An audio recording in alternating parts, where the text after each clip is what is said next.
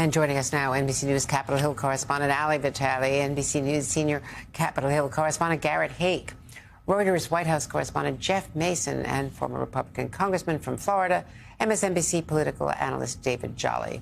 So, Garrett, you caught up with Hegseth earlier on Capitol Hill today as he's meeting with senators.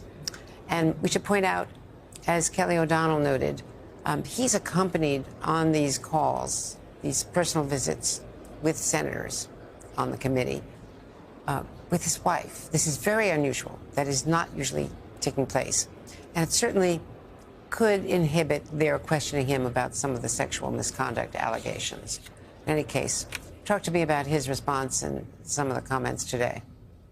Yeah, Andrea, that certainly is an unusual step. And I have to say, within the last 24 hours, we've seen a shift in how Pete Hegseth is conducting himself through this process. He has decided to lean in much more in terms of defending himself, both with that interview yesterday with Megyn Kelly and engaging with reporters like myself. I've been covering him the last 4 days up here, and this is the first time he's answered any of my questions about this process. And note his answer here when I asked him about what, if anything, might cause him to end his pursuit of this job. Listen to a bit of our conversation.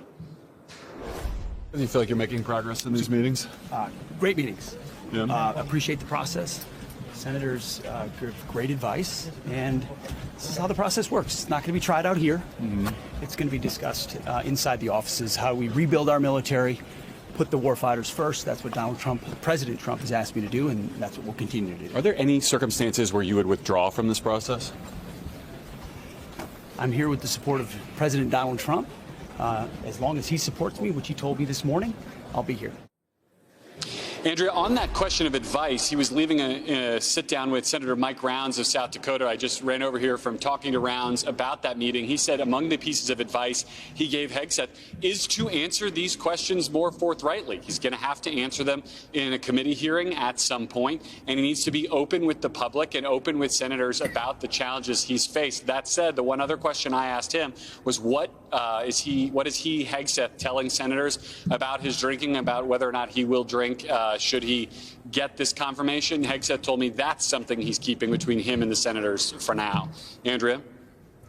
And to Ali Vitale, first of all, there's a big indication, a big difference, I'd say, between Hegseth and Matt Gaetz, in that Matt Gaetz was universally disliked, not just in the House, but in the Senate, where he criticized John Cornyn and other influential senators and members of the leadership, Republicans. So he didn't have any kind of base of support. And I think it's fair to say that Hegseth came in as a Fox contributor with a pretty clean slate on that count.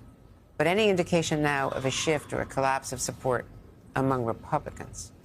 I do think that these two men, though they are nominated for positions in the same cabinet, cut very different profiles on Capitol Hill. And so I'm not sure that while Gaetz was the first nominee to come and then ultimately be pulled from contention, I'm not sure that his case is the best one for us to look at as a paradigm for how all of these other controversial or problematic nominees will be treated, certainly because Hegseth now is not in these meetings defending matters of policy, at least not entirely, though there are certainly questions that can be asked about, for example, the way that he's talked about how women should not be serving in the military and various other pieces like that. That doesn't seem to be the key controversy point, at least not right now. Instead, he's speaking to matters of character. I do think that over the course of the last few days, and certainly Garrett and I, as we're passing each other in the hallway up here, have talked about this, the idea that there is a mood shift, a tone shift, not just from Hegseth, who Garrett points out is changing his interaction strategy up here, but also from senators who have really started saying that they're keen to just see this process play out. But behind the scenes, there does seem to be an acknowledgement that this is really a tough climb for Hegseth, and he might be in a hole that he cannot climb out of. That being said, we're in the new Trump era. It's always been playing to an audience of one, and Hegseth is not wrong when he says, as long as Trump is backing him, he will stay in this fight. And of course, it's hard to read the tea leaves, as much reporting as all of our teams are doing.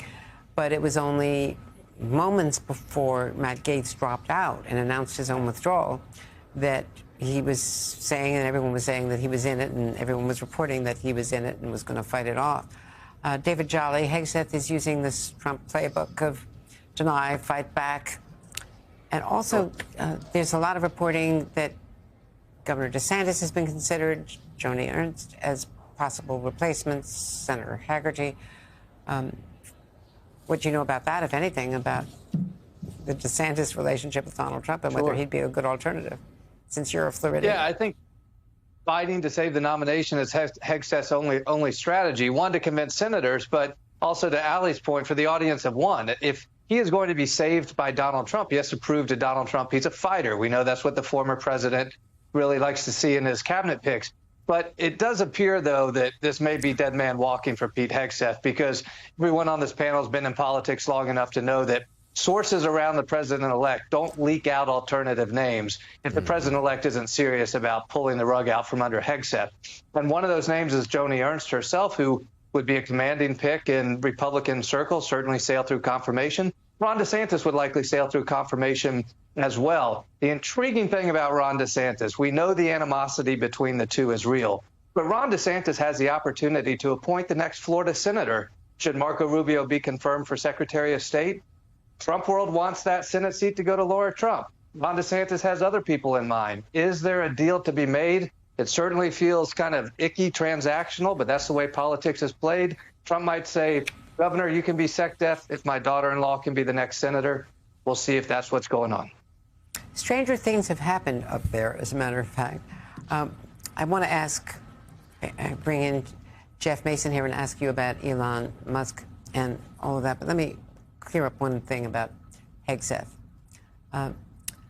The over-under here, I know, or gut check, because alcoholism or excessive drinking, whatever you want to call it, I'm not speaking medically, but drinking on the job and, you know, a lot of reporting, credible reporting of it interfering with his work and with his social interactions is a serious impediment to being Secretary of Defense. I covered the Tower nomination, the only one, or the first one, I should say, that went down because, you know, of united decision-making that he just drank too much. He's a former chairman of the Armed Services Committee, and the Armed Services Committee rejected him. You know, led by a Democrat, but led by Sam Nunn, who is really, you know, interested first in military policy and protecting the Pentagon. And that was the decision. And, you know, here, there's a lot of reporting backed up by a lot of evidence. Indeed, and to tie it back into what the others on the panel were saying, there's a interested party of one, and Donald Trump himself is not a drinker. In fact, I remember him saying one time in a moment of self-awareness at the White House when he was still in office, can you imagine how I would be if I did drink? Well, his brother, you know, probably absolutely died very young because of, you know, alcohol. Because of alcohol. So he has a specific family relationship with that as well. Not saying that that would necessarily influence his take on Hegseth, but it might.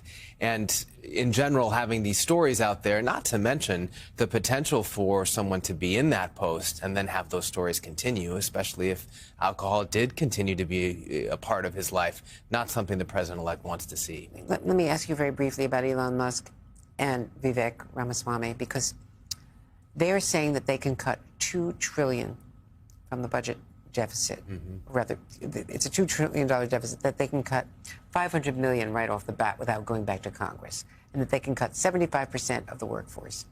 And $500 million, if you add up what they say they can cut, because it hasn't been officially appropriated, but it's authorized money, so you do have to go back to Congress, number one. Number two, it's for all veterans' benefits. If you just give some examples, Head Start, and a lot of other really important, vital programs add up to $500 million just there.